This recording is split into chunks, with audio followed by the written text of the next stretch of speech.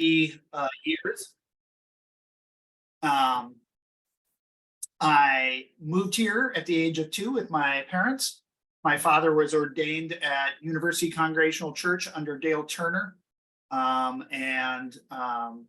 mom still lives on Westlake in District 7. And I live in Fremont. I am currently the executive director of the Fremont Chamber of Commerce. Before that, for 20 years, I owned a hospitality space in Fremont called the Red Door. You might have been there or heard of it. Oh. It was a pretty large bar and restaurant, one of the first craft beer bars in the country, and closed it March 8th of 2020.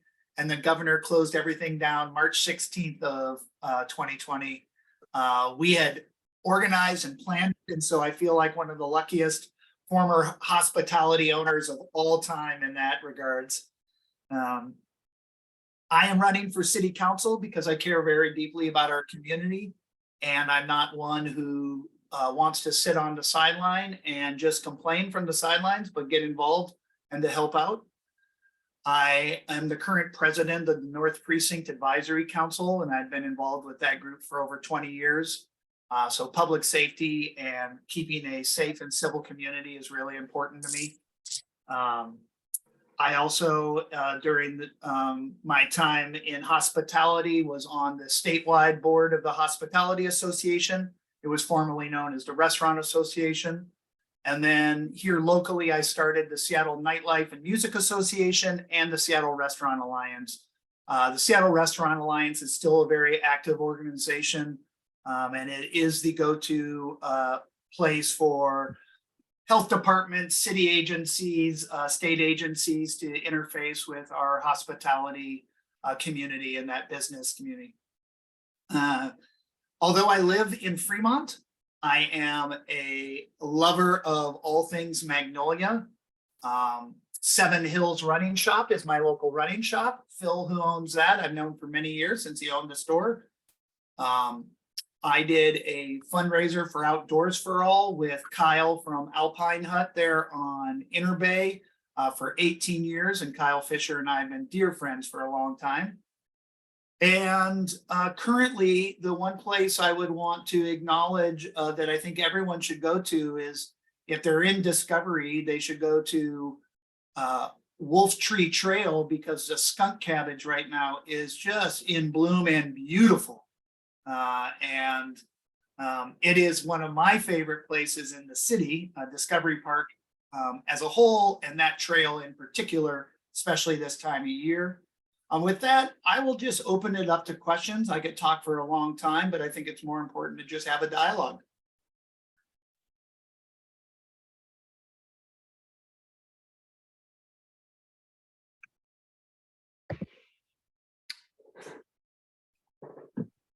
Earl? Pete, thanks for joining us. Yeah. Could you succinctly summarize your top 3 priorities if elected? Sure. I would say my top 3 priorities are public safety. I think I mentioned a little about my involvement with the North Precinct Advisory Council, housing, and infrastructure. Alex Peterson, I think, as a council member, has done a really admirable job in the last 4 years on the council, really putting an emphasis around making sure that we are investing in, or at least managing our infrastructure as much as we can. District 6, including Magnolia now, is a district of bridges, and I think that it's really important that we put an extra emphasis on that. Public safety, I'm sure that most communities are feeling what I see here in my community of Fremont. Both our businesses and our residents are really feeling underwater in terms of the activities of civil disobedience and crime. And I think we have to put more attention to that. And then in housing, we are in a housing crisis. And so we have to look at that as a whole city and as a region, and how do we best manage for the growth that is coming and has come, so that people can age in place, so our children and and those who are moving from other areas can move here and find adequate housing for them. Does that at least give you a broad view of my top 3 priorities, Earl? It does. They sound a lot like Andrew Lewis's. So as a follow-up, can you tell me how you differentiate yourself? Actually, not Andrew Lewis. I'm sorry. For Dan. You're in the different. I'm sorry. I'm in 7 now. So yeah. I guess Peter Strauss. Right? Before I answer the piece about how I'm different from Dan, I want to acknowledge the redistricting. One of the things when this started to happen, I reached out to Jason, who's my counterpart there at the Magnolia Chamber, the executive director, and I shared with him that Fremont is also in 2 districts. So we're split by 99. So we're in both District 6 and 4. And I actually have membership in District 7 on the south side of the Ship Canal. And so when I'm wearing my chamber hat, I'm dealing with a multitude of different council members. And I think that there can be some real benefit to you having more representation. And I want you to know that I have had numerous meetings with Andrew. We get along really well. We work well together. My intention is to that you would get 2 council members. That's the way it's been in Fremont. Both Dan and Alex Peterson, we have 2 that represent us, plus the 2 at large. The one has not been nearly as present as the other, but I won't go into that. The differences between Dan and I would think that one of them is around public safety. I've just spent a lot of time and effort around that area. Spending 20 years on the North Precinct Advisory Council, chairing public safety for both the Fremont Chamber, for the Seattle Nightlife and Music Association, really focusing on community and hospitality and those kind of rubs around public safety. So I have deep understanding in that area, and we'll put a lot of emphasis on that. The other is I actually have a background in owning my own business and what that takes and what it means, and how the city can either be a help or a hindrance to running a business in this community. And I feel as if the business community has been painted with a pariah brush that I found troubling. And I don't think that I think that especially our neighborhood communities and our business communities and small local businesses are part of the solution, not part of the problem. Thank you. I have a question. Yeah. Are you in favor of upzoning in Magnolia and Fremont, increasing density? I am, and we also need to do more to protect the character of our communities and to make sure that the residents who are moving in understand what our character of our communities and the health of our communities mean. But I do believe that we as a city and as a region all share in a responsibility to increase housing in all of our neighborhoods. If you look at the redistricting that we just went through, one of the things you saw, the whole city grew. We all saw growth in all of our communities, but District 7 downtown and South Lake Union, the U District and Capitol Hill, District 3 and 4, those 3 areas grew at such a higher percentage that when we had to redistrict, redraw the maps due to the charter, that it created a much bigger zone for certain districts. And I'm concerned that if we continue on this path of only allowing zoning in certain areas, we are going to create a real schism between different districts. That being said, I do think that we need to really protect the character. I live in what was used to be known as single family housing zoning, now residential zoning. And so we need to really do that right. But that for me, I am constantly looking at, there is no perfect solution here, but there are so many people unhoused that we are in a crisis. And so we really do have to put some effort there. And for me, if a development comes in and a house goes down and a triplex comes up in my neighborhood, I'm most concerned about, I want quality neighbors. And it's my job to be a good neighbor to them and to welcome them, and for them also to get an understanding of kind of what the terroir of this community is. But yes, I am in favor of it throughout the city. Thank you. Yeah, you're welcome. I'd like to ask a question. Please. Everybody talks about public safety. It's a big issue in Seattle right now, I It think. sure is.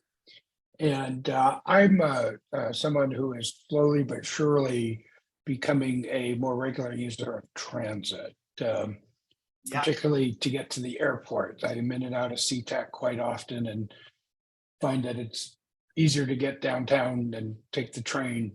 And I don't always feel safe on the train. I don't always feel safe on the bus. right. And I want to be responsible, lower my carbon footprint. I'm just wondering what we might do to address issues of public safety on transit. Yeah. So transit is controlled by the county and by Metro and SDOT, by Sound Transit.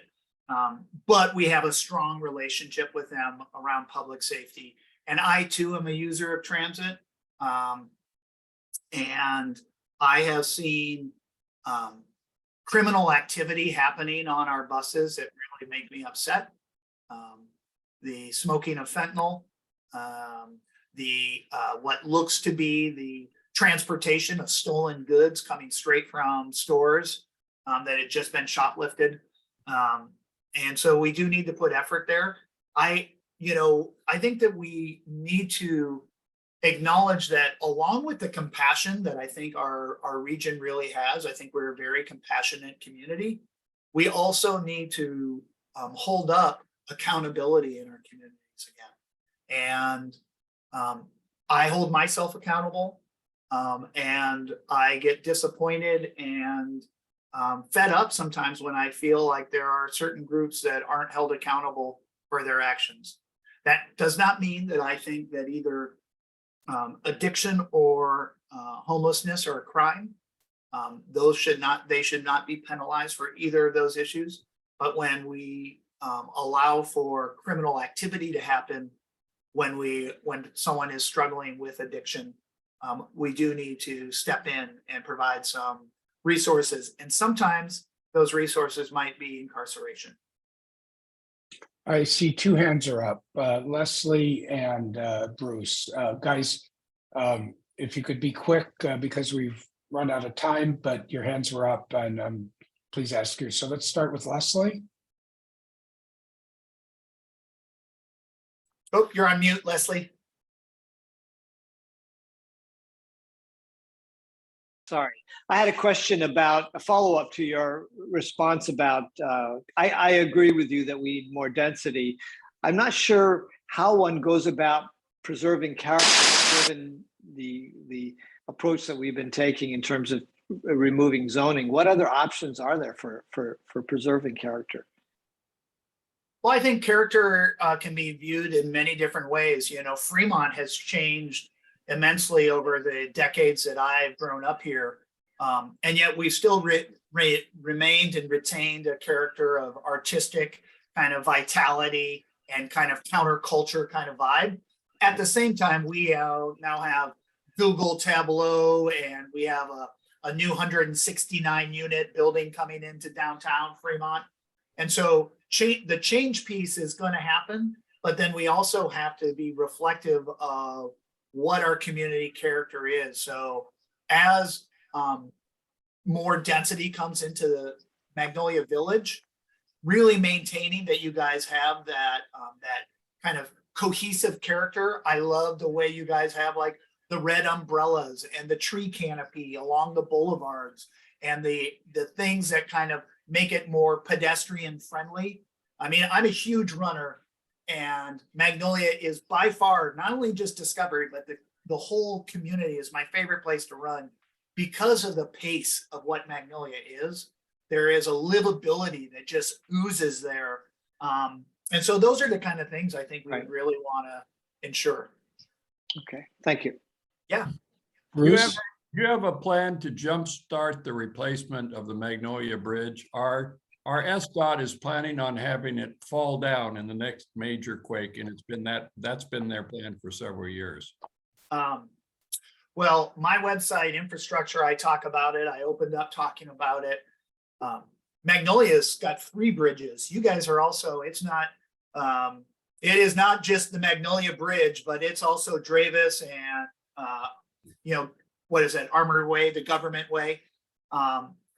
And I'm really concerned about the state of all 3 of those. And we got to ensure that we are holding them up, especially we just saw what happened in West Seattle.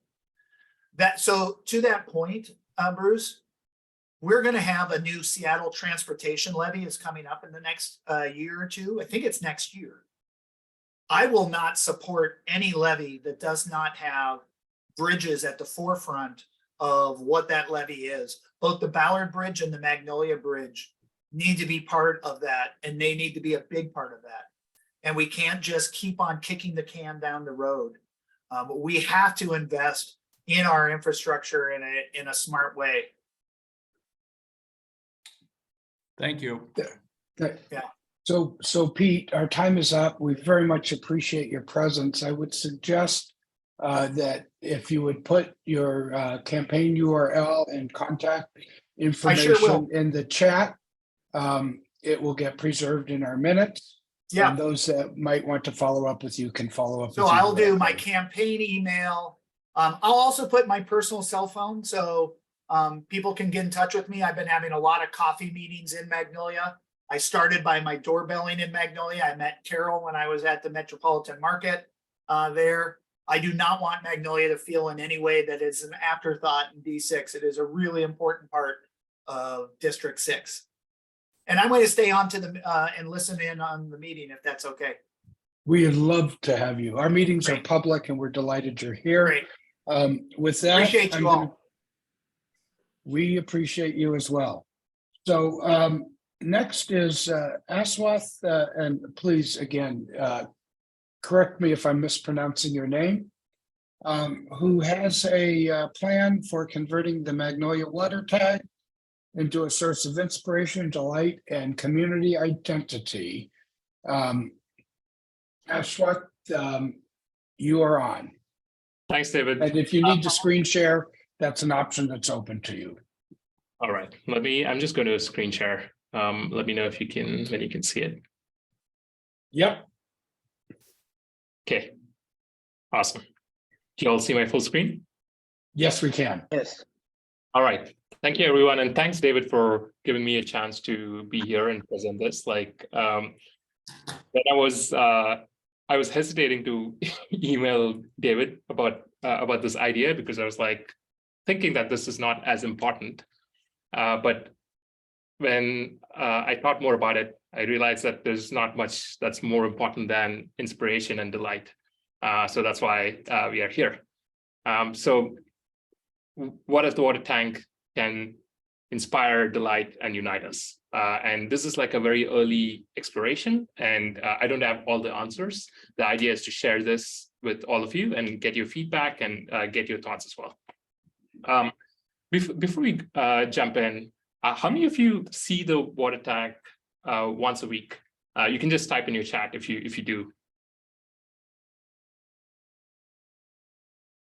You can just say yes.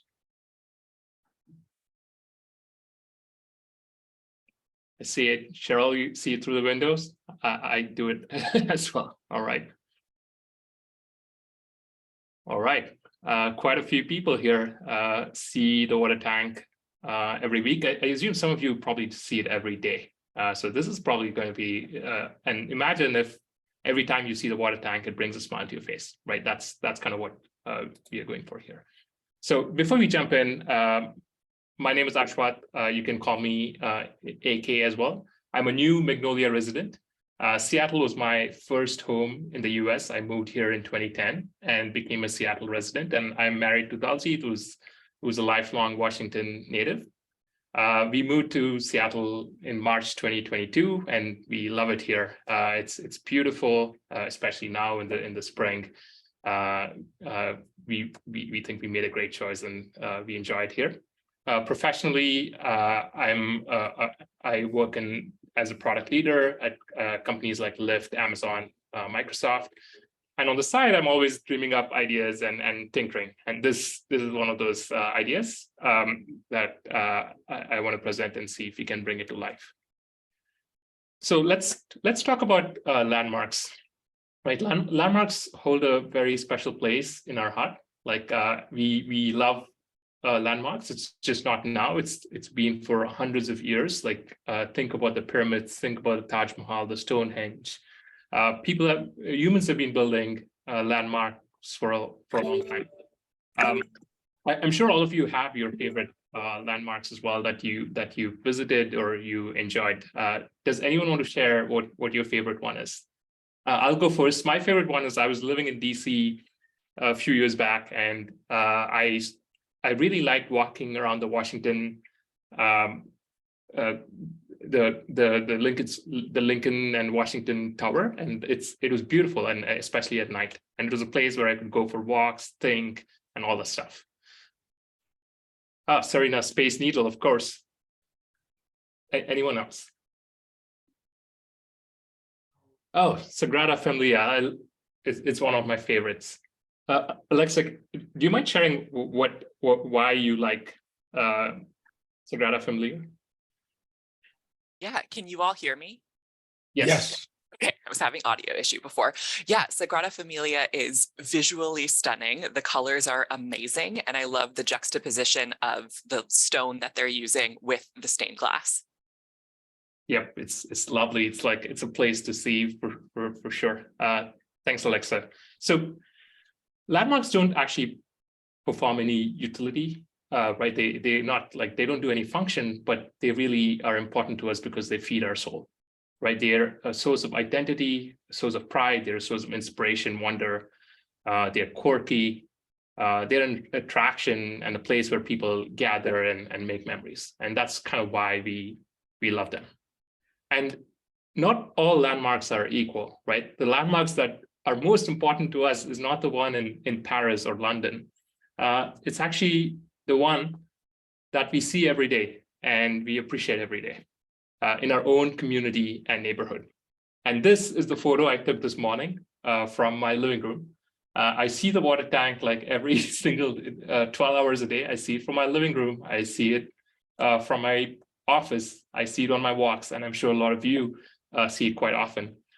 So no landmark is actually more important to us than the one that we see every day.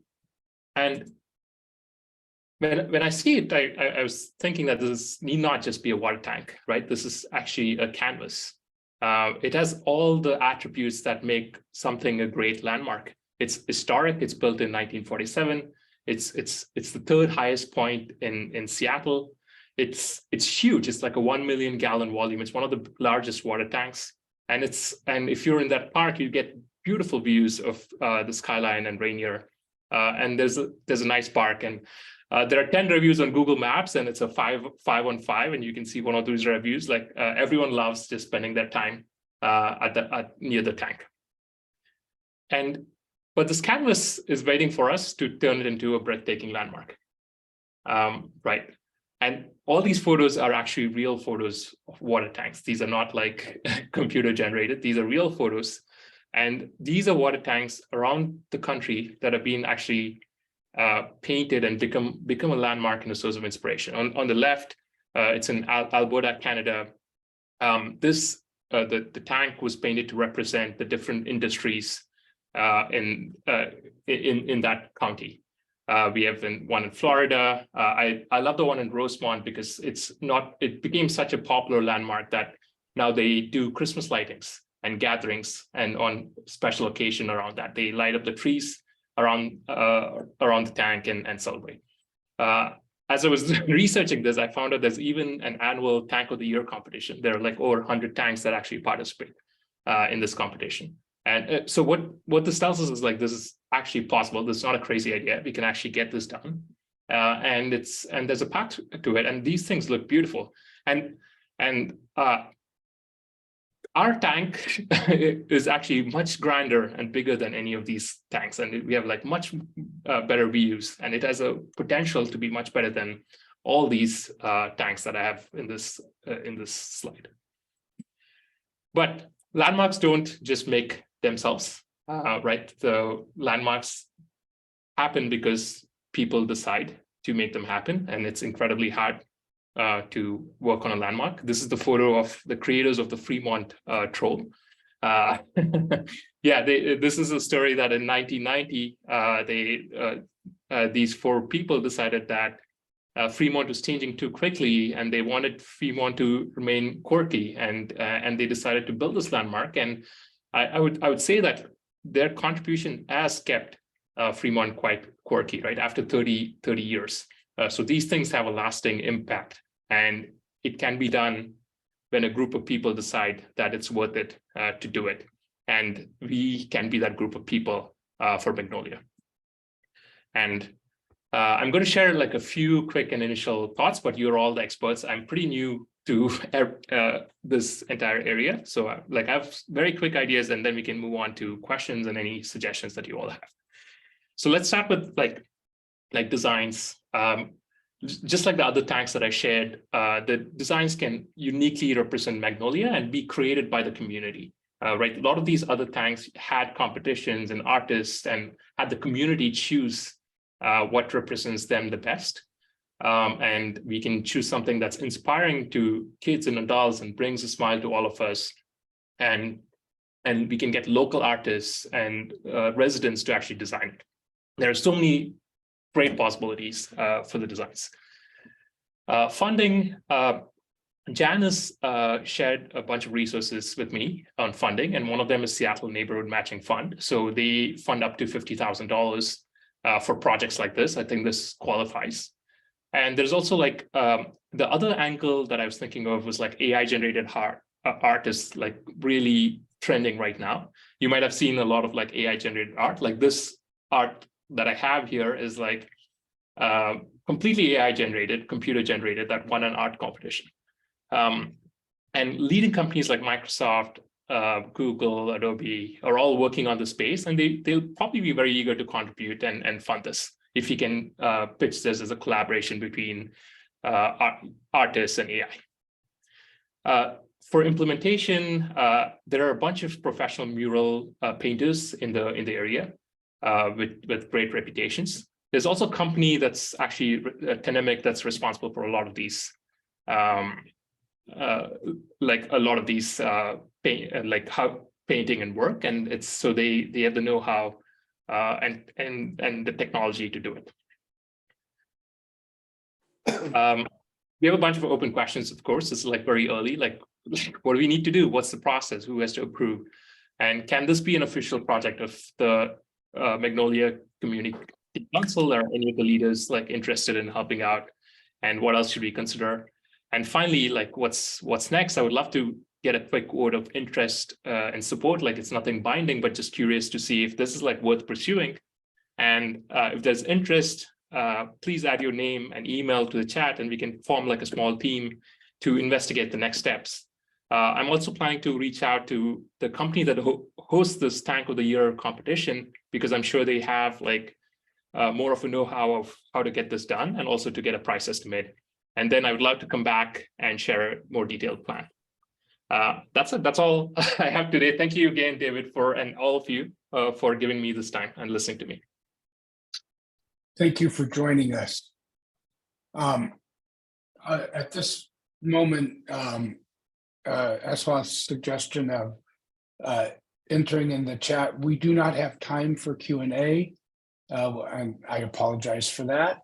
But our agendas tend to be kind of tightly wound. We very much appreciate your presentation. I think it's a great idea. So, and I was skeptical when Janice brought me into the loop. So thank you for joining us, and I hope we see you again. Thank you. So next on our agenda, I'm delighted that we have APDS joining us this evening from the Parks Department, and I believe along with several of his team members. Mr. Diaz,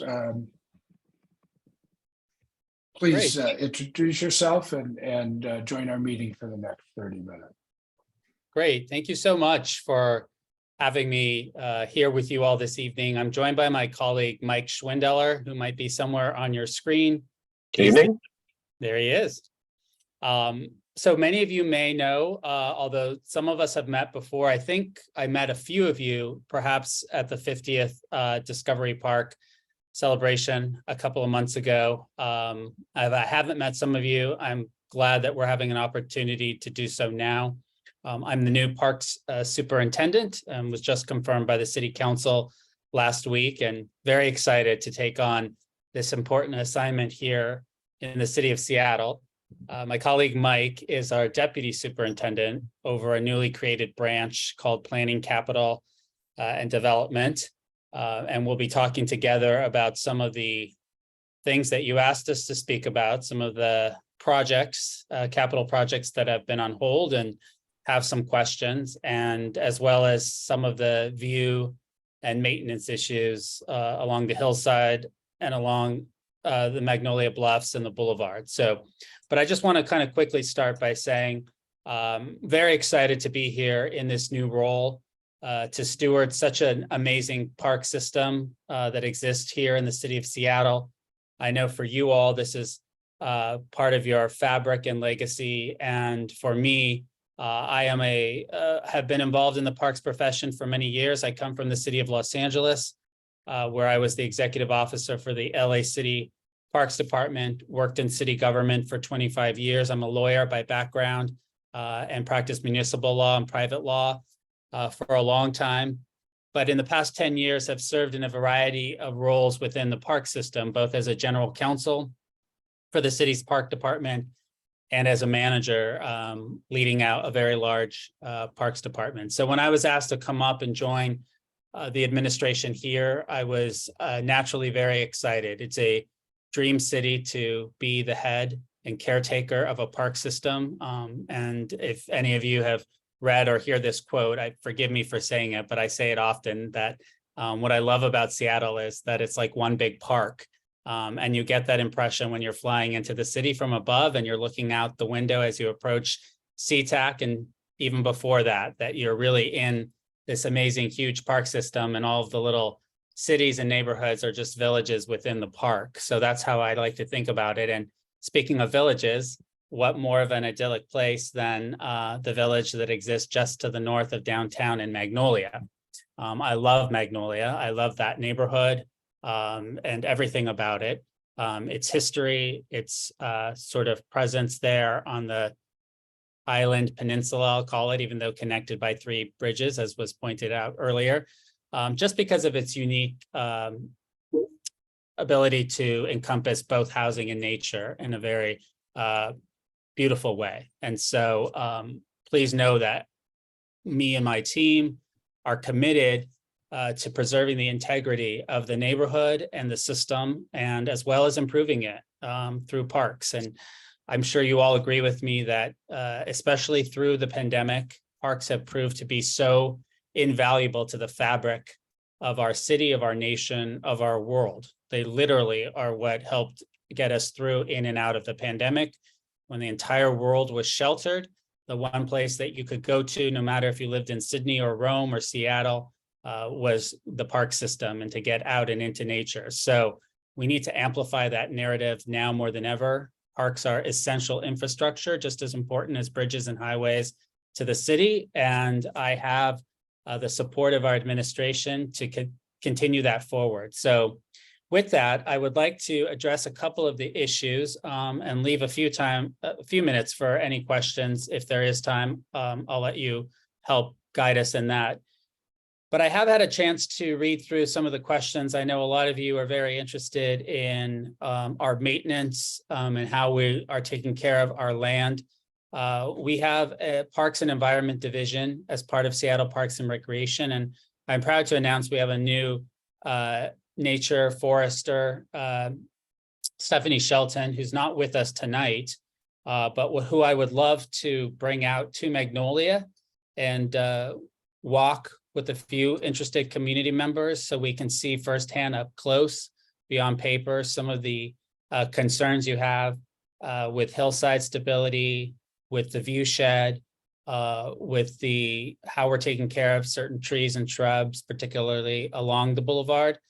I can tell you that we have done and have our own studies, but I was delighted to hear that you all have some other studies. And I think when we have different studies, that's where we really kind of learn and allow our subject matter experts to explore the issues more. So, there's always a continuous debate upon the stability of a hillside, and trees and roots can often act as deters to instability and serve as a way to shore up hillsides.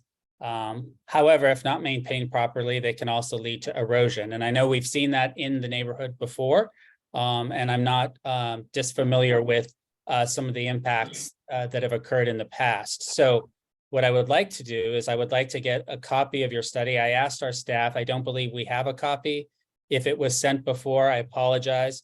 But I would like to get myself more invested in that and look into that, study it a little bit more with our teams, and then have more of a meaningful dialogue with you all. And again, would be happy to do that in the field if that's an appropriate forum to do that, so that we can ensure that we are understanding exactly the areas that you're talking about, and also better explain to you our approach to maintenance and the environment, and then also learn from you who live and breathe the neighborhood every single day. What I'd also like to do is spend some time talking to you about two capital projects that you referenced and asked us to bring up. One at Smith Cove, which is an idyllic location and worthy and ripe for transformation. Hence the significant study and work that was done, I believe, right before the pandemic, or perhaps a little bit before the pandemic, in conjunction with some work at that time that we were envisioning for the waterfront, and using some of the expertise from some of the architects and designers helping to plan out that area for our park system, which I will report, by the way, if you're not following local news, the waterfront is on track despite supply chain issues and some other setbacks, a little bit of delay, but thankfully nothing compared to what it could have been. And every single day work is being done there. And I'm so excited that that is going to be a seminal transformational park for the city of Seattle, as I'm sure you all are, which will then further north lead up into the beautiful neighborhood of Magnolia. But back to Smith Cove, I want to kind of explain to you where we were, and then the disruptions of the pandemic, and where we are now. And we are fully committed to seeing this project through. So I want you to have some comfort on that, even though it's been delayed. And Mike will go into it a little bit more in just a second here. And then the other will be the capital improvements at the Magnolia Community Center, and the work that we have focused around improving, gosh, I believe probably a 70-year-old building now, probably dating back to the 1950s, if I'm correct. But we do have plans for that. We want to give you updates on that. So before I turn it over to Mike, I want to just remind everyone, first of all, thank you as taxpayers for supporting what we call the MPD, the Metropolitan Park District funding. And we just presented back to City Council our ramp up plan for now cycle 2. So if you all remember, we completed the first cycle 1, 6 years of work disrupted by 2 years of pandemic. Nonetheless, we were able to learn a lot and then go back and increase the levy. And now we have $780 million that has been approved and allocated for use during the next 6 years. That alone makes Seattle the most funded park system per capita than any other city in North America. And I can tell you that it was the envy of me and many other park leaders just a few months ago. And now I get to be the proud recipient of that number. Again, a testament to how Seattle views its parks and how you all view the investment in them to go forward. So what I'd like to do now is turn it over to Mike. We have some documents to share with you. And then if there's time, we'd love to answer any questions. And also, this is the first of many opportunities I hope that we can have, not only through your community council, but through your smaller groups. I know various members here are connected to other philanthropic groups, school groups, housing groups, and they all touch into parks in one way or the other. So you have my commitment to have a continuous and open dialogue. So I hope this is the first of many conversations. And with that, I will turn it over to my colleague, Mike. Thanks, AP. Hello, everyone. Again, as AP mentioned, I'm Mike Schwindeller, Deputy Superintendent of Planning and Capital Development, and I wanted to share with you, talk with our team, and got some of the most current updates. And I'll start with the Smith Cove. And as AP mentioned, and as you all know, that project got put on hold because of COVID budget impacts. And what we need to do now is kind of reactivate the project and make it code compliant again. Unfortunately, stormwater codes have changed since the project was permitted back prior to 2020 when we were about to go out to bid. And so right now we're renegotiating with the design consultant to update the documents, make the design adjustments, and then work towards getting that permit and getting that project out to bid in 2024. So we were able to restore through the Park District funding the $6 million. And so construction is anticipated to start late 2024 or early 2025 for phase one. And I'll pull up a graphic here in a second. Most of you know that's the western portion of the site that includes the open lawn area, play fields, off-leash area primarily. And then I also know that you're aware of the $500,000 worth of grants that we had previously received. And unfortunately, I need to share with you that we have been forced to abandon those grant appropriations that we had secured because the grants were secured so long ago prior to the pandemic. We filed for the potential extensions, and both King County and the state will no longer grant our extensions. And so we are actively preparing to reapply so that we can resecure additional grant funding to again get back to that $6.5 million funding level. And so I'll quickly share my screen here as a graphic.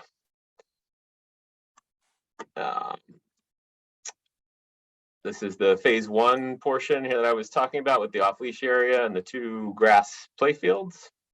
Oh, let's see. Can you see that now? Yes. Yeah, thank you. Okay. The western portion of the site with the turf grass playfields and off-leash area. And then phase two is the eastern portion of the site with the play area, volleyball courts, and some water access. So I just figured I'd share those briefly for reference. And then I'll touch on to Magnolia Community Center.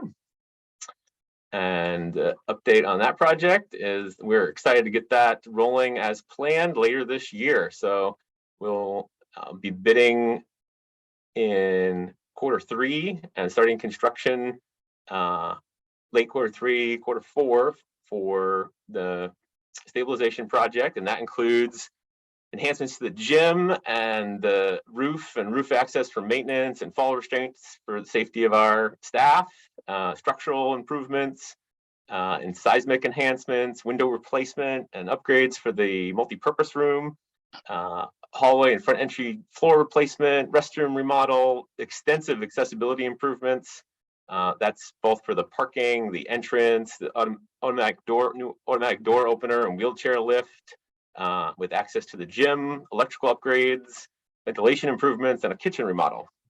And so all of that will start later this year. And with that, I'll open it up for any questions on either of those two projects.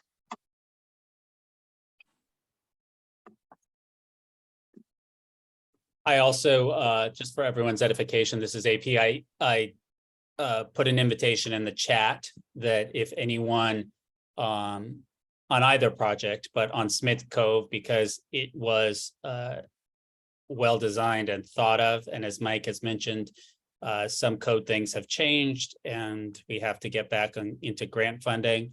But I would love to hear from the community at any time, any new perspectives or things that you want us to stay focused on, or perhaps we haven't thought of there. There's some opportunity to do that. And so just don't want to lose sight of that. I see hands. And so you all as a council or individually can send us any of that information at any time.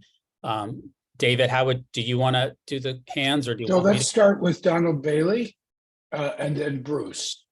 Thank you. My question is, with regard to the Smith Cove Park project, what planning interface or contingency is related to the potential replacement of Magnolia Bridge, which of course crosses right above that park area? Are you considering that may be going on at the same time? I think we'll be well ahead of any work that's going to be done on the bridge, but by a fair margin, given that I don't believe that project is yet funded, and the need for extensive design work that would need to take place. But we do regularly communicate and work as one city with our peers and colleagues at SDOT, and so as that project gets going, I think we would have those conversations with them and work to ensure that any impacts to the park are mitigated. Thank you. Bruce? In 2014, in a specific line item, the voters approved $6 million to build the Smith Cove Park. Now, is that money set aside? Is it still available, or has it been spent on other things? Those funds were repurposed during COVID and now are being reappropriated gradually through this year, the majority of it in 2024, and the remaining portion of it in 2025 for phase one. So that's the status of funding. Starting over on the funding. Because we spent the money elsewhere, is that what happened? Yes, essentially, it was repurposed because of COVID. Well, But that's disappointing. It is disappointing. However, not starting over in terms of the allocations, but not starting over completely from a baseline of zero because of the cycle two monies that have been allocated, that's $780 million. So there's money there to be allocated. So yes, we had originally planned on having a phase two that we would be doing at this point in time. So are you now going to have in the current tranche of money, enough money to complete the park as was promised 10 years ago? Our ramp-up plan has us set up for implementation of phase one and restarting of the design for phase two, but construction funding is not allocated for phase two at this time in the this current 6-year cycle from 2023 to 2028. But we would anticipate that that construction funding would be set aside early in the next cycle, starting after 2028. Leslie?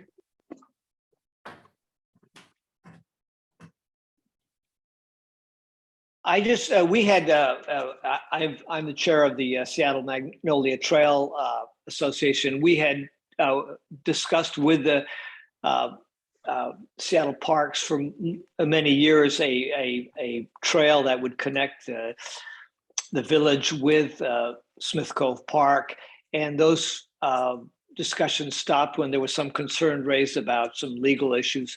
I'd like to see those discussions start again. That would be the primary way, the easiest way for people to access Smith Cove Park. So I hope that perhaps we can restart those discussions. Absolutely. I saw your note in the chat and I agree with you. We talk about redeveloping Smith Cove Park and then, you can only access it through the under part of the bridge, and then the bridge needs to be restored. We need to think of other ways to connect it. And so I love that idea and would love to learn more. And I would love for you to send me that information. I'm not aware of what the purported legal issues were, but I'm happy to look into that. Great. Thanks Right. very much. David?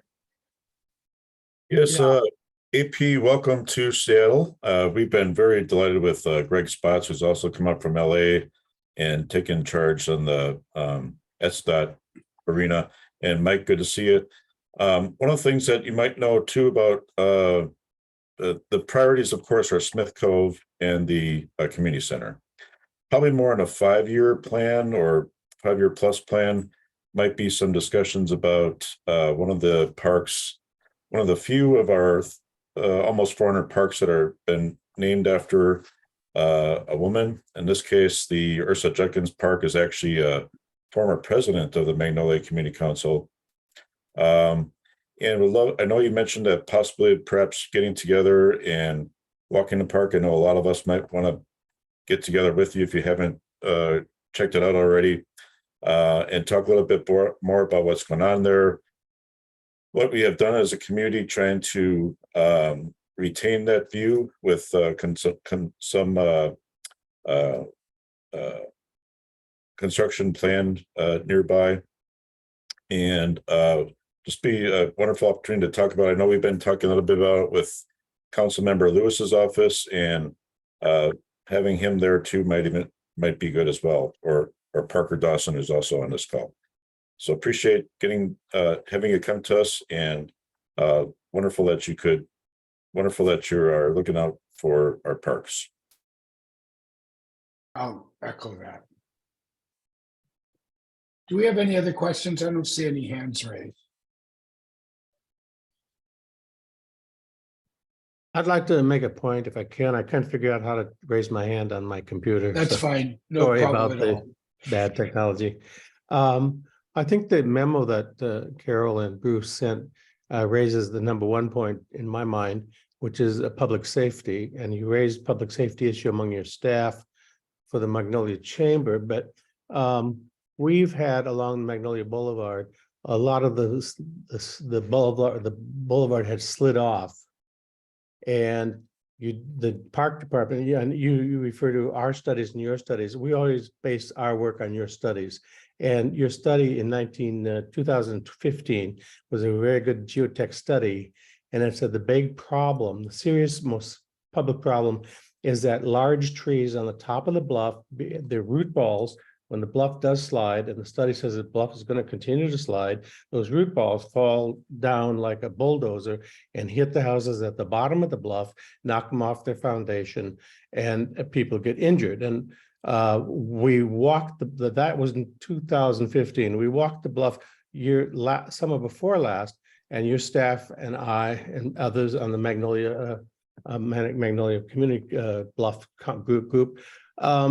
We stood there with our toes over the bluff, and we pointed to a house directly below us and said, look at that roof and look at these trees at the top of the bluff. Now that is a danger waiting to happen. And the 2015 study said there's 7 situations like that. And that was at 4 months later, that part of the bluff did slide. It knocked the house off the foundation. The man was injured. The dog was killed. The bat was badly injured. He can't repair it. And just the 8 or 10 years before that, the house 100 feet to the west of it, the bluff slid, the trees up above fell, and blew that house off its foundation and went across the street. I think it knocked Kathy Gertson's parents' house off the foundation. So the study that you did, you paid for in 2015 said your number one safety issue are the big trees on the top of the bluff that will come down because the bluff is continuing to slide. And where there are houses down below, those trees are in imminent danger. And so there's some points, I think we identified only 7, where those dangers still exist, and it's just a disaster waiting to happen. And I commend Carol and Bruce for having that as a top of your agenda, because that is the #1 issue to me on the bluff, is getting these trees on the top of the bluff, getting them controlled so that they don't continue to be self-causing to create the next and the next and the next houses are gonna go down. So either buy the houses down out from the people who live in the bottom of the bluff, or deal with the trees on the top. That's my suggestion.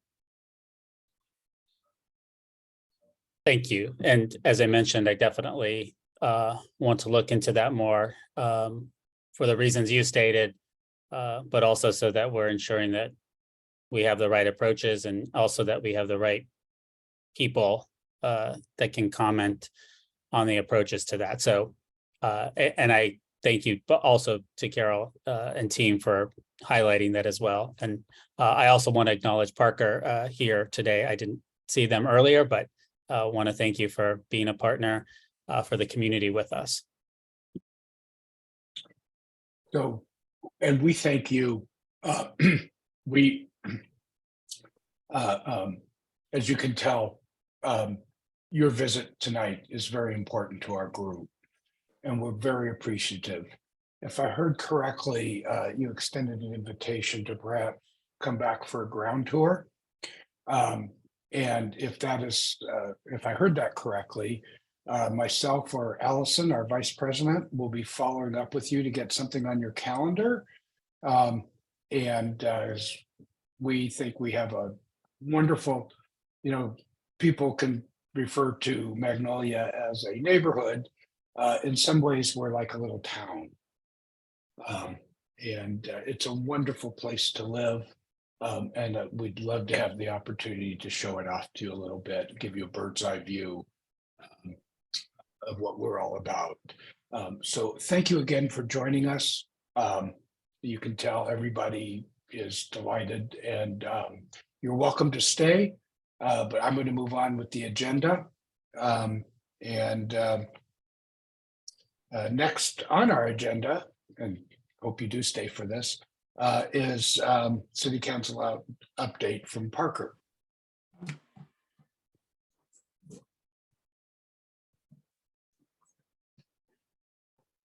Parker, did you hear me? Oh, I'm sorry. You're Yeah, next. good evening, everybody. Thanks for having me, David, as always. Pleasure to be here. And thank you, Superintendent Diaz, for your visit as well. A few updates on our end, actually mostly parks related. First off, David Mooring, I will be replying to your email just to make sure that there's visibility there. But we were able to secure an answer from the Parks Department on the removal of FAA equipment from the Ursula Judkins viewpoint. From what we were told, that section of the viewpoint will be returned and reincorporated into the park there, I believe in September of this year. So we can look forward to that being reengaged. And of course, Councilmember Lewis is still very interested in seeing what we can be doing to actively preserve, or proactively, I should say, preserve that view at the tip of Magnolia, looking down at downtown. Other than that, I was looped into an email thread with this group on a site walk for Discovery Park on tree thinning. And Councilmember Lewis has asked that I attend that with you all as a representative from our office, and I'll be looking forward to that. I think it's on April 24th. Correct me if I'm wrong. And then the third parks update for Bruce Carter very specifically, although I'm sure others are interested here as well. I sent an inquiry over to Parks about the tree trimming at Magnolia Park.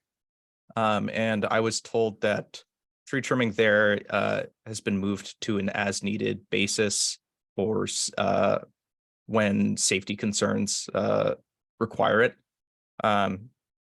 But particularly given to reference a third David Daugherty, or I'm sorry, I think I'm mispronouncing your last name. Doherty. But yeah, I'll be following up with them to see why that change might have been made. As I recall, when Councilmember Lewis took office, it was on an annual basis. Granted, the pandemic did change quite a lot. But yeah, want to make sure that we're doing our due diligence on that front. And then finally, we have begun discussing with the OCA, the Office of the City Auditor, any recourse that we have available to answer the pretty sustained concerns around light outages all over Magnolia and the city.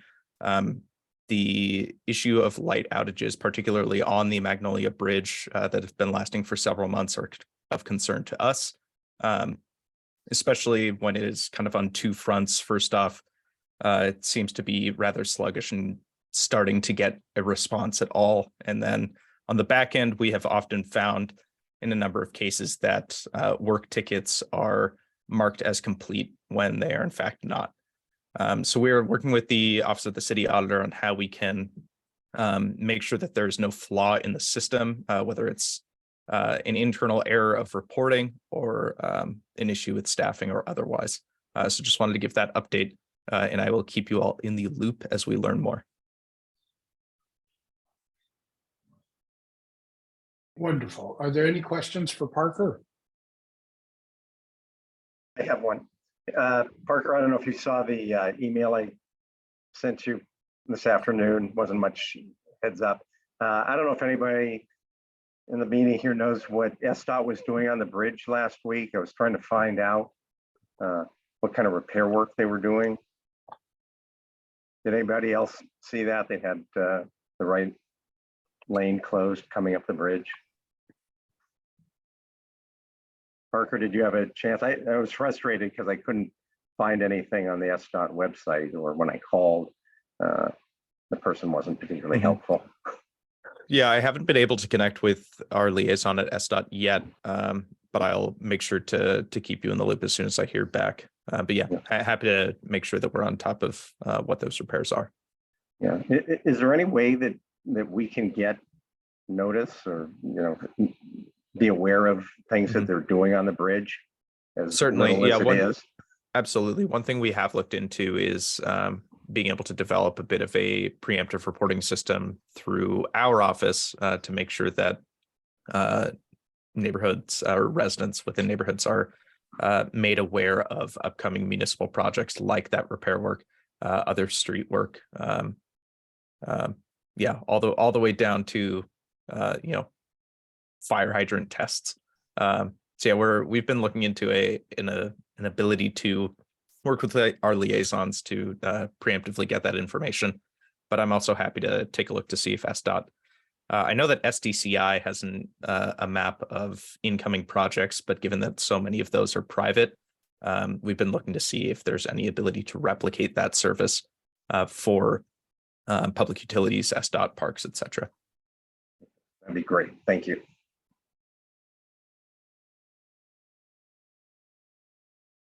Any other questions for Parker today? Parker, I see no hands up. Is there anybody that I'm missing who doesn't have a hand up? Cool. Next on our agenda, and Parker, again, thank you. Of course. For joining us as you always do. It's very much appreciated. Next on our agenda, on April 11th, Janice, Pat Kraft, myself, and Allison had the wonderful opportunity of giving Greg Spots a tour of our community.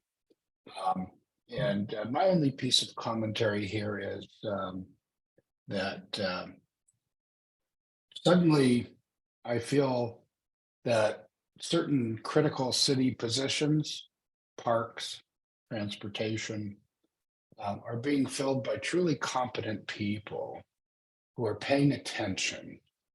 And I'll tell you on a personal level, that feels good. But I've asked Allison to give us an update, or an overview rather, of our tour with Mr. Spots. Allison, I believe you're going to do a share screen with us. I am. I have two sets of images to share with you. I think I'm going to share the memo that the visual that we sent out to Greg and his team before they came to visit us. So I think some of you have seen this, but in case you haven't, you might find it of interest. So we just were highlighting the main things that we wanted to talk about when we toured together. So one was this area here that you see of the lights, which I believe I've been hearing have maybe been fixed. No, okay.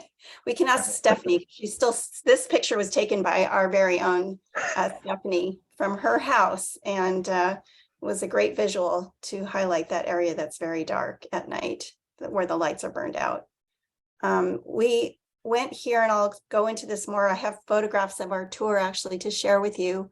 But Carol Burton actually pointed this out, that these 3 new bus bump outs, and I don't know if you've all seen them on Gilman, in front of Midnight Mart as you're going along there. Yeah. They have built these 3 bus stops with no crosswalk access to them. And I have a funny story to share with you about that in a minute.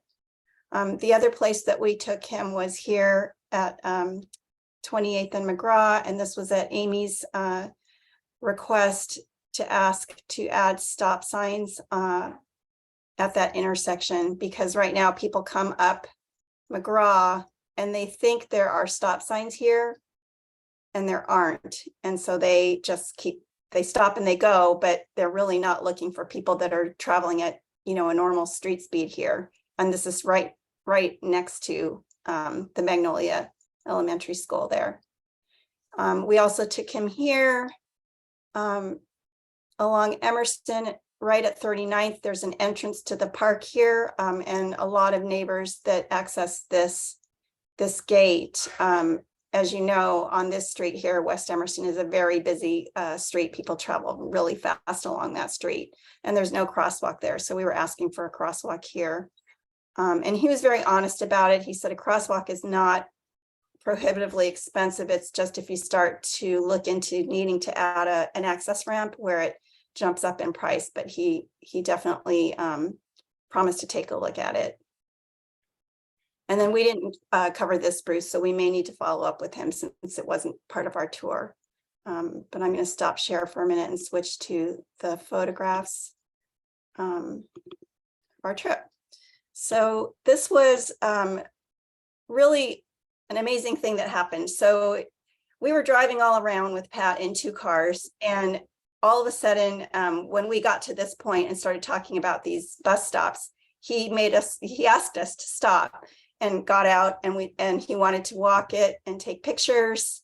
And so everyone got out, and he actually walked over here. And I think Jason, especially, you will really appreciate this. He saw this median piece here, and he said, well, what is this for? How is this going to work? If someone's in a wheelchair or a walker, they can't even get up this. It's a curb. And he pointed out that it also is not aligned with the access ramps, that are here and here. So we were asking for crosswalks, but he started to point out all these other things that were wrong with this area. And then the funniest thing that happened, I don't know if it's funny, but as he was coming back, a driver came zipping along and kind of went, no, no, no, like you're not going to cross the street right in front of him. And so, he had to stop and wait. But it's just, there was a pretty ironic moment in our tour when that happened. We also went down to the train yard and took a look at that north gate that belongs to the port. I didn't take a picture of that, but here we are, the gates down here. And we also took him over to the Marina Trail, Leslie, And Janice, I didn't realize you could actually walk this trail, so I'm just sharing this with you guys. It's pretty awesome. But apparently you can walk it, right? I thought it was all locked up. And he expressed great interest in coming back with whoever's interested to walk this trail together. So I think that would be a really wonderful thing to try and put together. And maybe even Parks Department might be interested in coming, or Andrew Lewis's department. And we stopped at Ella Bailey and took some pictures. That's the end.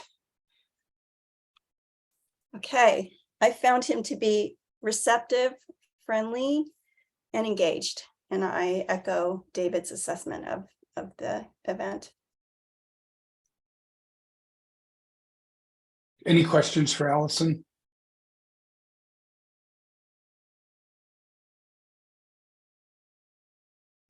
Wonderful.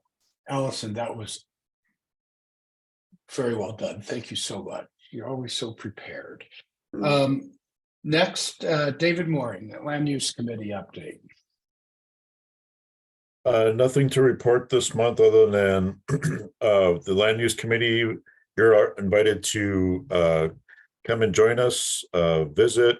If it's something that you like, stay with us a while, over the year. A few of us meet regularly or every other month, and we have about 5 items to cover.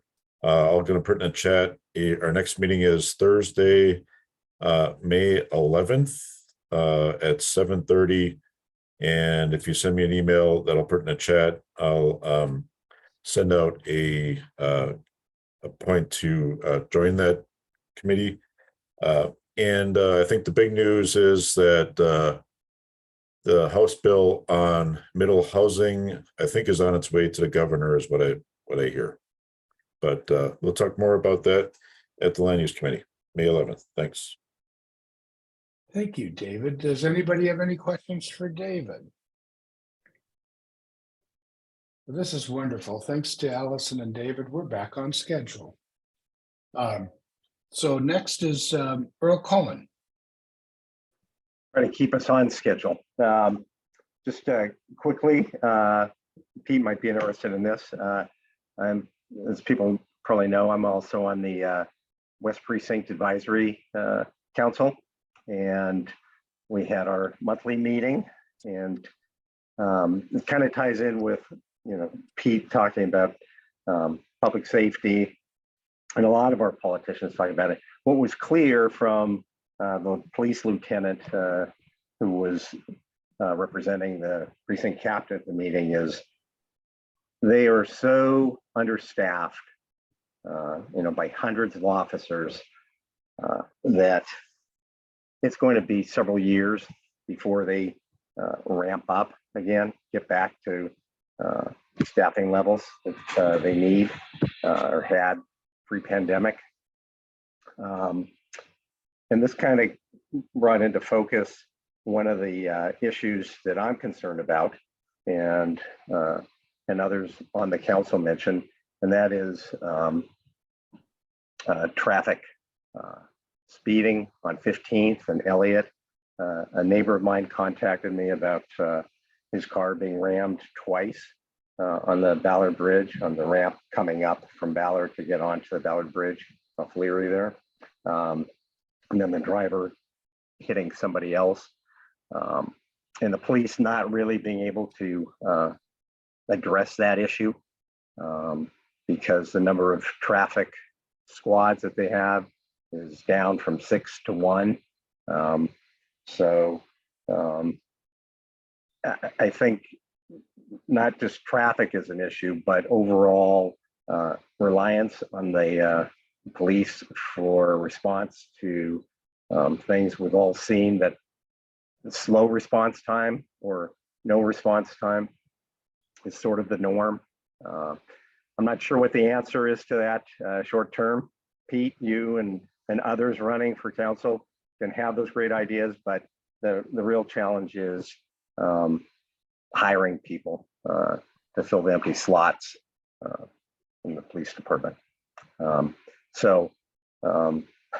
I'm not sure where we go with this, but it does make me think that we as a community need to coordinate our communications and our efforts to deal with things, not in a vigilante style, but the more just being good neighbors and trying to be mindful of the things in our community. Unfortunately, Magnolia has a very low crime rate.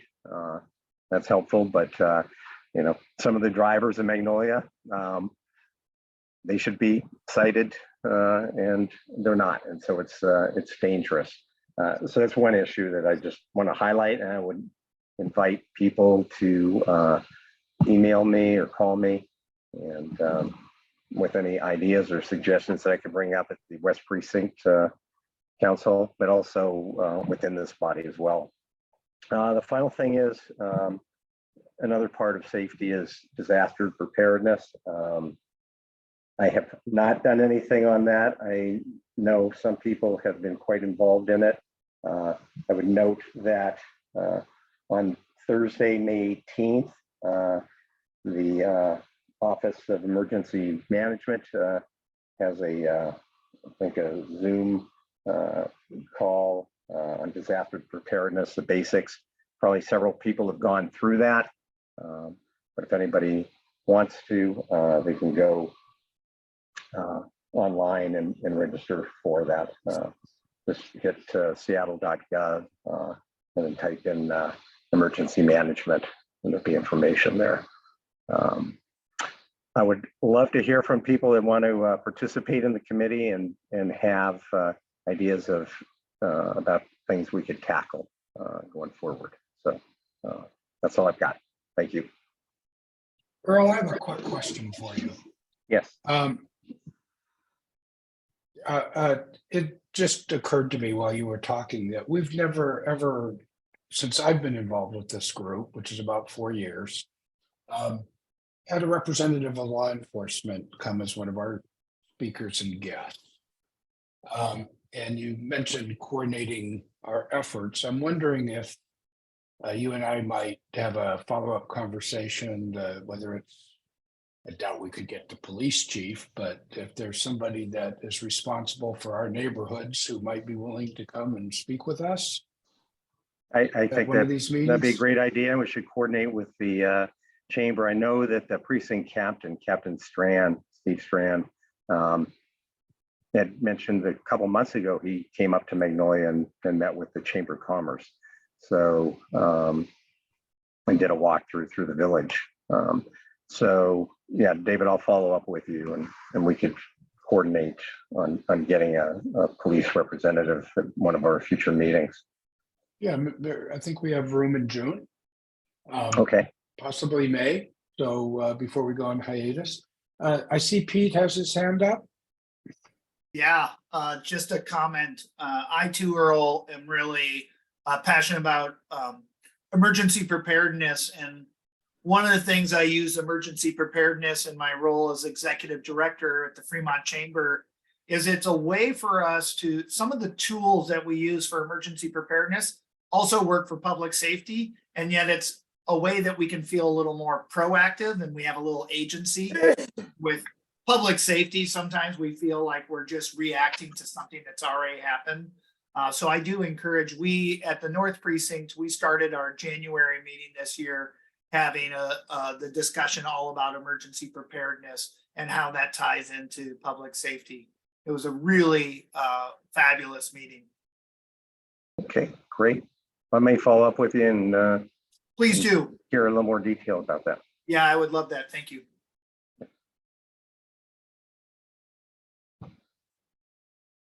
Thank you, Earl. Thank you, Pete.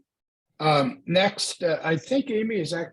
Amy, have you joined us? Did I see you pop into the meeting? I'm here, yes. I'm so happy. You actually, I think, sent out your update in anticipation of not being here. So you're doing so much wonderful things for us. Thank you. Glad you could talk to it in person. Yes, well, I apologize for missing the first half of the meeting. We had such a good agenda tonight. I didn't want to miss any of it. But as far as communications, I think the main thing I heard from the last meeting is that we really need to focus on getting the word out to the community and letting them know when our meetings are, and that they are open to the public.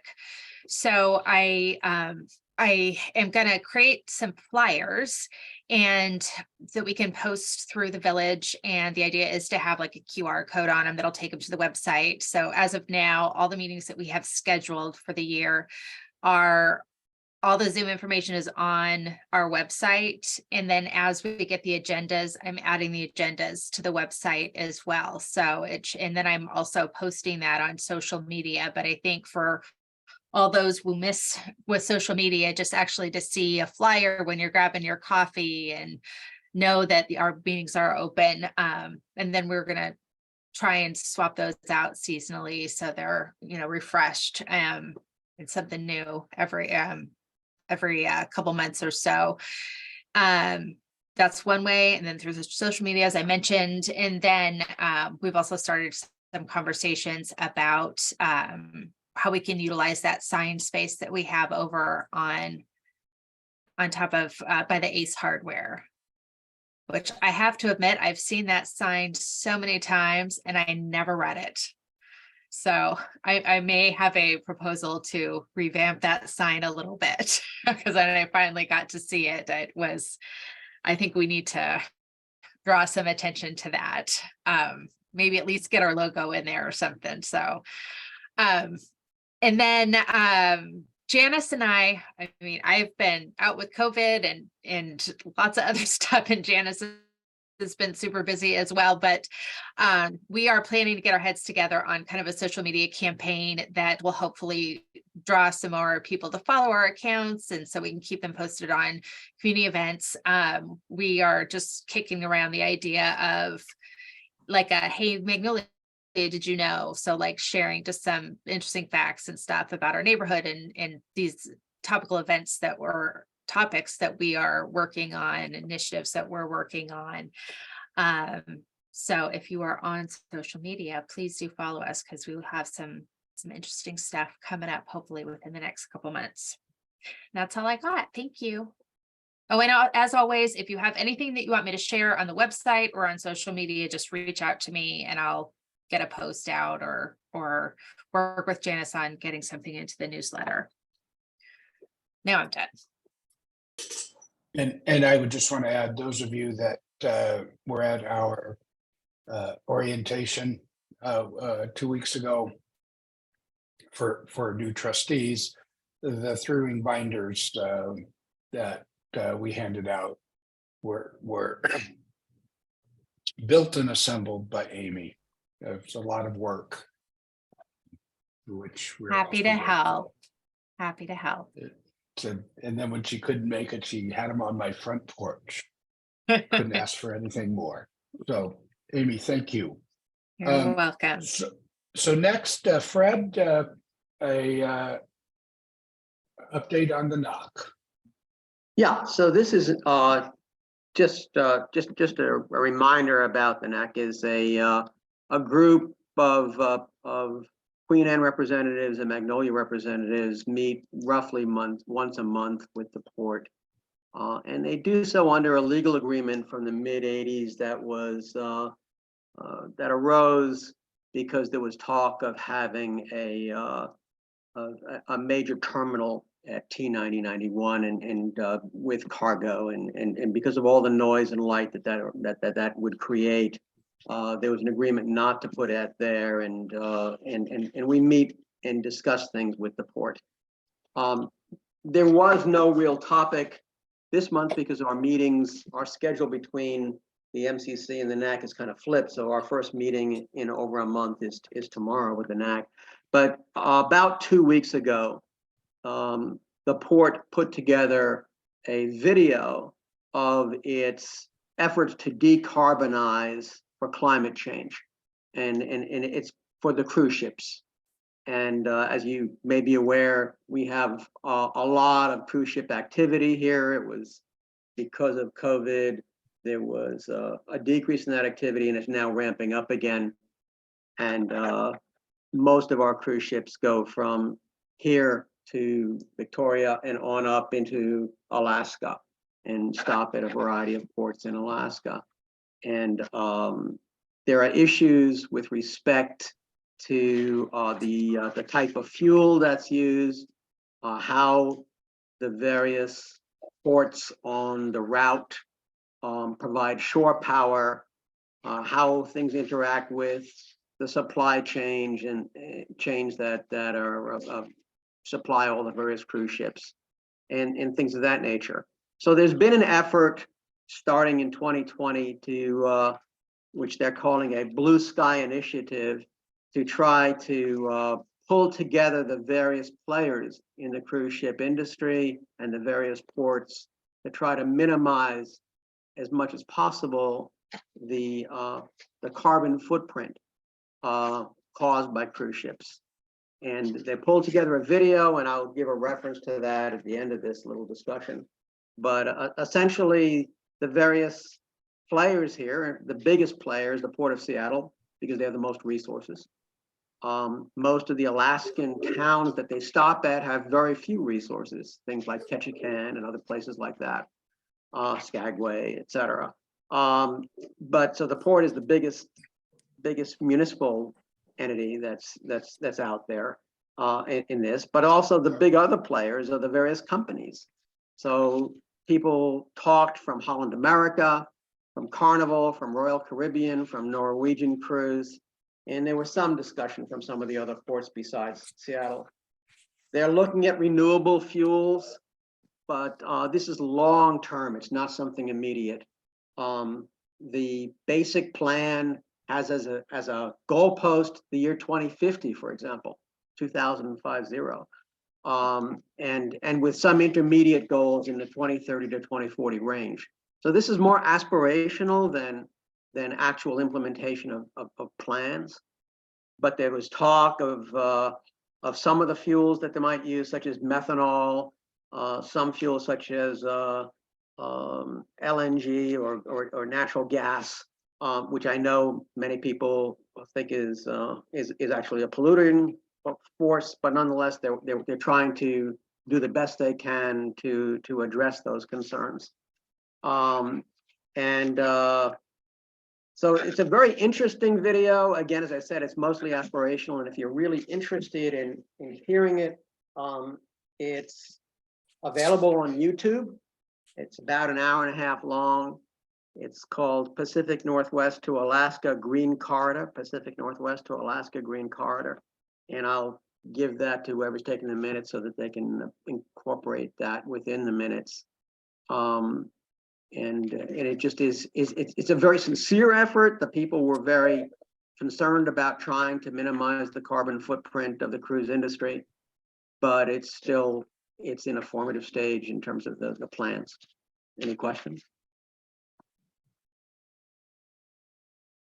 Okay, thanks. Thank you, Fred. Hey, Amy, you and Stephanie asked me to record the meeting, and I remembered about 10 minutes into it to turn on the recording. But I just want to let you know, I don't know where the recordings go. I know where they go. Cloud.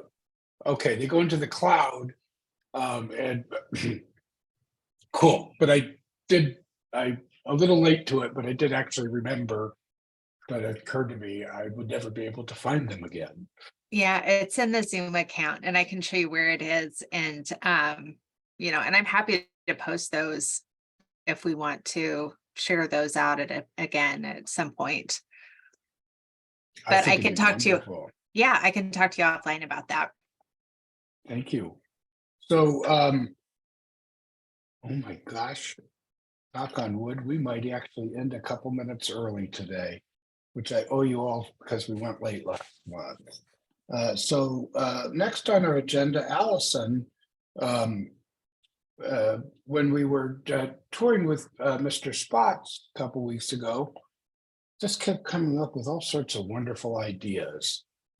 When you guys may recall that we had a conversation at one of our recent meetings about whether we should go back to doing live meetings.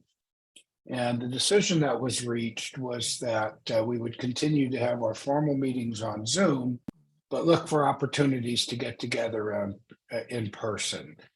For example, one of those opportunities was when we met at Serendipity for new trustee orientation. And had a really nice turnout of veteran trustees as well.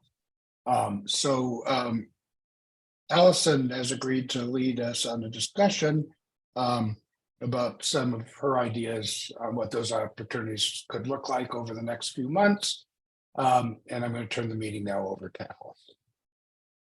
Hey, everybody. It was really wonderful to see everyone come out for the new trustee orientation. And I think that we have an opportunity when the weather is nice to maybe do a few events together and create some of these times where people who are interested could get together.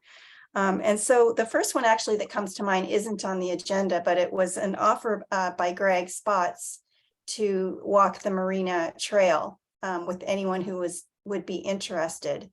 And so Leslie, I'm kind of looking to you maybe to help me get that organized. But I think that, you know, we could certainly invite other interested city leaders, candidates, interested trustees, and we could meet at the bakery. We could walk down there. We could walk the trail, come back. We'll have to like really logistically figure that out. But people that didn't want to walk the whole thing, we could have cars down at Smith Cove to bring people back to Magnolia. So we could work that all out once we know who's interested in doing it. But he offered a weekend day. So a weekend morning, we could do it on a Saturday or a Sunday, and maybe June, July, somewhere in there. That's what I'm thinking. So that seems like the first one to really jump on, since it's fresh on his mind, and I think we could get that going. The other one is in July, in July, I was thinking about the West Point treatment plant. We were down there and David just was like, realized how long it's been since he's been down there. And it's kind of hard to get down to Discovery Park to that beach because you can't park, right? It's a tricky place. You have to really hike down there and hike back up. So I remember going on the tour of the plant. I don't know, have any of you done that? Can I see a show of hands, like who's gone on that tour? Okay, me, myself, and I. It's a really wonderful tour. I'm surprised Carol hasn't gone on that. Maybe she's not here anymore. Carol raised her hand. Oh, she did. Okay, Carol. I have done that, and I've done it in Alaska too. And it's fun, right? Yeah, oh yeah. Yeah. And it doesn't smell the way you think. It's noisy, but it Yeah. doesn't, and they give you earplugs. Yeah, it's a great tour. They have parking down there. So then I just started to think maybe we could organize, whoever's interested, we could do a tour. It's about an hour long, and then meet at the lighthouse at the picnic tables there and have a picnic afterwards, while we're all down there, and have a way to get down there and maybe have a few cars down there. So that was another idea. And then Amy, I think at the exec meeting, we talked about Summerfest. I think David sent out the application form. We just need to know, I know we tried to do it. I think Don Schlosser maybe tried to help us organize that last summer, but we didn't get enough people to sign up to man the booth. So I think Amy and I are thinking about trying to sort of get that going. And I think it could be a great spot for maybe there's a trustee who just wrote a book that might want to do a book signing there. Might want to join us for an hour or two. You know, we could promote. Yeah, I hadn't until now. I hadn't really given it any thought, but yeah, I'm open to the idea. Sure, Yeah, for and not maybe- just parochial reasons, but to help Yeah. publicize the MCC. Yeah, and then maybe someone on our safety committee would like to have some, you know, emergency preparedness material there, you know, and recruit other community members to join the committee. So things like that. I mean, maybe the Aswath, who's trying to start this water tower. So there's lots of different ideas and things that we're working on. I feel like it could just be a nice meeting central point to help the community learn about all these things that people are working on. So if, I guess I'm looking for maybe a motion to go ahead and spend the $150 to apply for a booth there. I would So moved. want to, before we make the motion, Allison, Yeah, I do want to mention that, and I'm not saying this because we can't afford it, because we actually have the money in the treasury. There's no issue there. But we would also need to, I suppose you rent them, but we would need to invest in a canopy. And we're going to need volunteers, not just to work the booth, but to help us with setup, which is on that Friday, the first weekend in August. So as we hopefully move and pass this motion, because I think it's a great idea, I want to remind people that we will need, there's 6 hours on Saturday, 6 hours on Sunday. So if you divide that into 2-hour shifts or 3-hour shifts, as you're voting, I think you should also consider that you're voting to work with us for an hour or two. Because this only works if we have the volunteers. It's not just the money, right? But we need the manpower, the person power. yeah, and I think the main time to really be there is Saturday after the parade, like from noon to 5. I mean, I think if we could have staff just even for that time, that would be the peak of when people are walking about. And it also appears that Carol has a question. Well, I don't have a question, but it doesn't just have to be the board members. We can post on social media or send an email or whatever, that it can be anybody in the community. Because it's been many years, but I have done a booth there, and we found that people because it gives them a way to meet other people. You know, people are coming to you. And we got other people who were not part of our group. And I don't think we should assume that it's just the board. Thank you. It's a good point. Anyway, now let's, whoever made the motion, please So moved. repeat it. All right. Thank Well, you, Earl. Second. Thank you, Lester.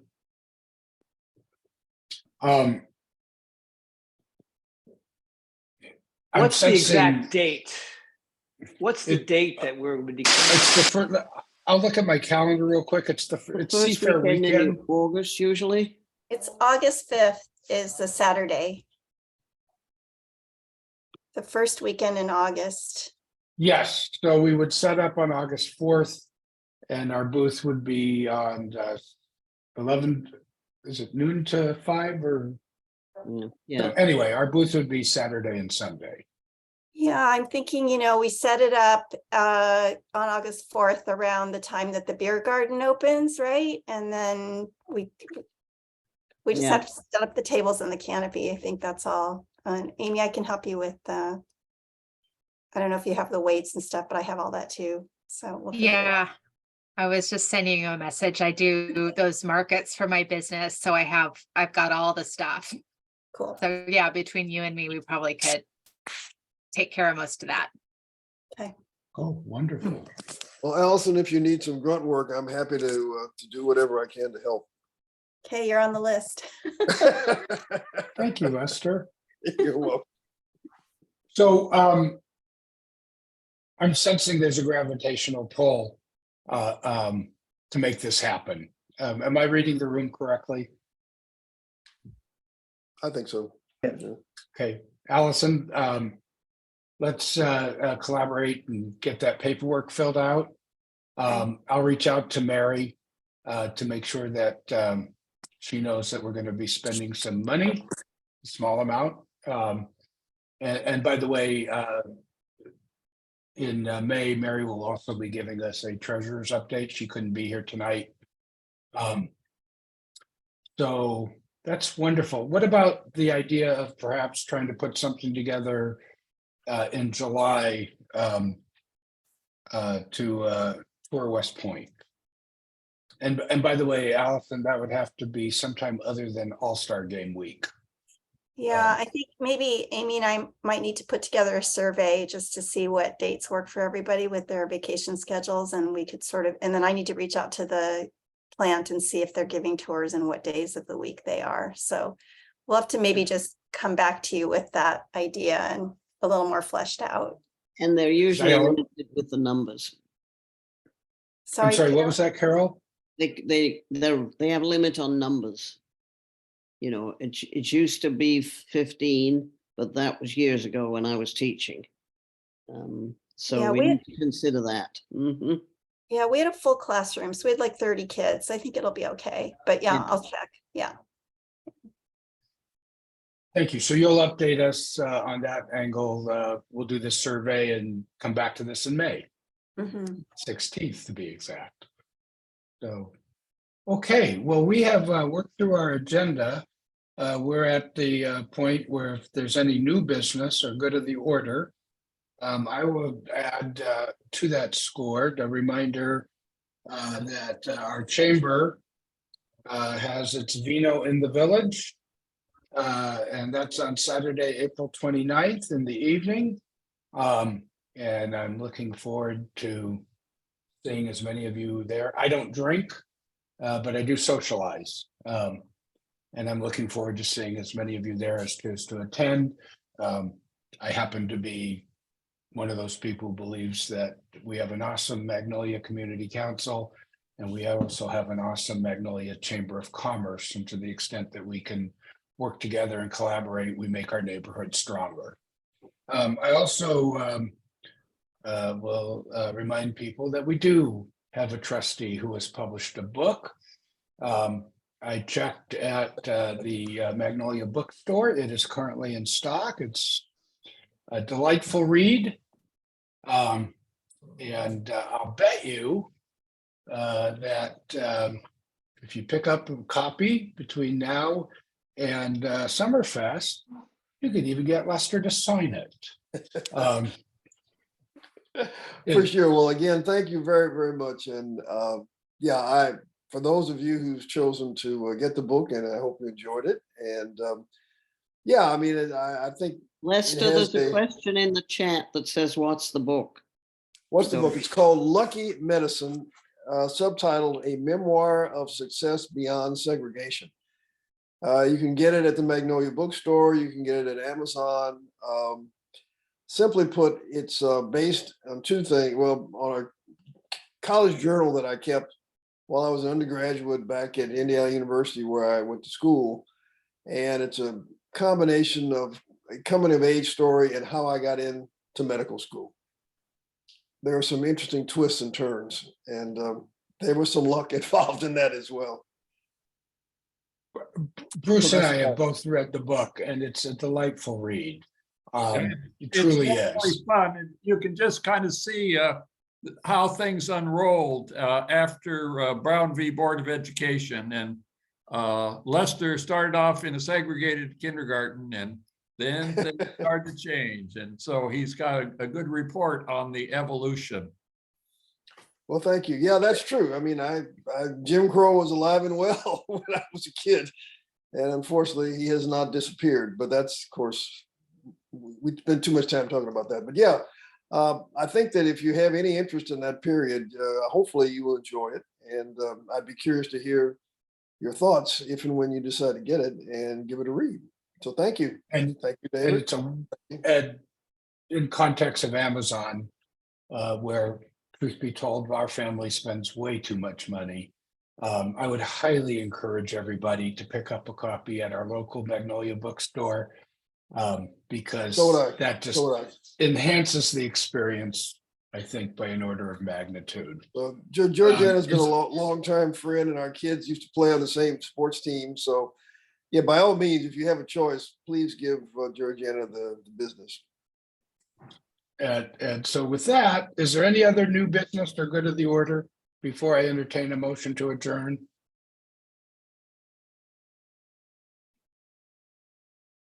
I agree with you, Alex. They are great.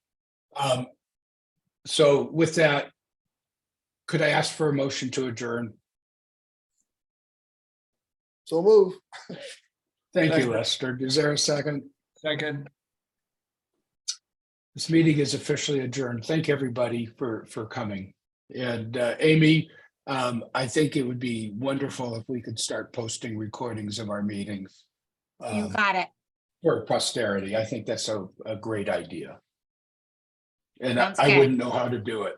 So I got your back. thank you.